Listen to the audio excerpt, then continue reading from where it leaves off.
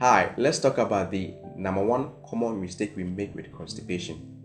It is a general knowledge that if you have constipation, you just need to increase your fiber intake and water, and a lack of these two are what are really behind constipation. So we're going to look at the number one common mistake we make when we get constipated and some additional information if you suffer from constipation a lot. And defecation is a vital function of the human body to keep you healthy. And constipation is simply a situation where you have for a long time hard stool sitting in your colon, that is your large intestine, because the colon's muscle contractions are slow or sluggish, making the stool move through the colon too slowly, resulting in too much water being absorbed by the time it reaches the rectum, making it very difficult to pass out the stool. And constipation has always been a common problem and a very uncomfortable experience. And one major thing we are told is to increase the amount of fiber we take so we can pass out the stool. Now with fiber, what it does is it increases bulk and volume. So it's going to increase the volume of your hardened stool. So by looking at that, why would you want to increase the intake of fiber when we already have congested tube because of hard stool sitting in there? It doesn't make sense, right? And also fiber increases fermentation process, leading to more production of gas and bloating. And we don't want to have these two conditions if we are already struggling with constipation. I have a patient who suffers from chronic constipation, and I advised her to increase her amount of fiber intake by taking foods that contain high amount of fiber, and she didn't get better. In fact, her situation got worse. So I was wondering what was really the problem after exhausting all the contributing factors to constipation. Then I figured what the problem was. It was because I advised her to increase her fiber intake. Her situation got worse because of taking more fiber. And recently, there have been a lot of studies that show that persons with chronic constipation or inflammatory bowel syndrome with constipation or even SIBO or any other inflammatory condition of the gut got worse after taking fibers or from taking fibers. So the biggest mistake many of us make when we have constipation is adding more fiber.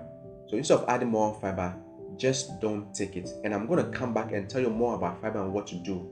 I want us to first of all look at a number of things that can contribute potentially to your constipation or even make your constipation worse. And the first is inadequate amount of drinking water. Number two is eating frequently. If you're eating every so often, you are putting more pressure on your guts.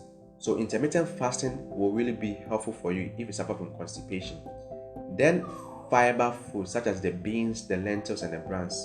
You can eat vegetables but in small amounts, okay? Then we have certain medications. So just look at the side effect of the medication you are taking. That could be the cause of your constipation or worsened constipation. Then a lack or inadequate intake of vitamin B1, that is thiamine. Thiamine helps increase peristalsis and also nerve integrity. So if you are suffering from inadequate amount of vitamin B1, that could be the cause of your constipation. The next is not enough bile salts because of a liver disease or liver condition. Then you have stress. Stress is one of the major things that can cause constipation or make your constipation worse. Then we have what we call dysbiosis. Dysbiosis simply means a medical condition caused by microbial imbalances in the gut. And so taking probiotics will really be helpful for you if you suffer from dysbiosis. The next cause of constipation or making your constipation worse is ignoring the urge to have bowel movements. When you have to go, please go. Don't push it aside. The next is too much of protein foods. Then we also have low HCl from taking antacids often.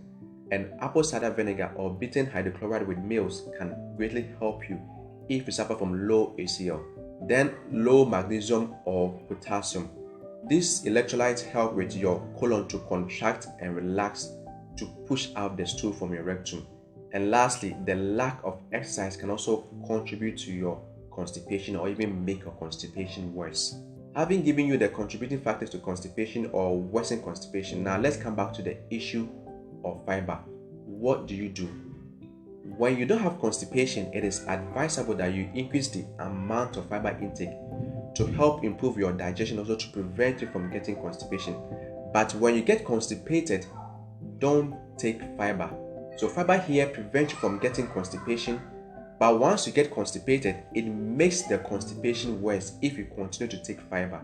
So there you have it, the factors that contribute to constipation and the number one common mistake we make with constipation, which is taking more fiber.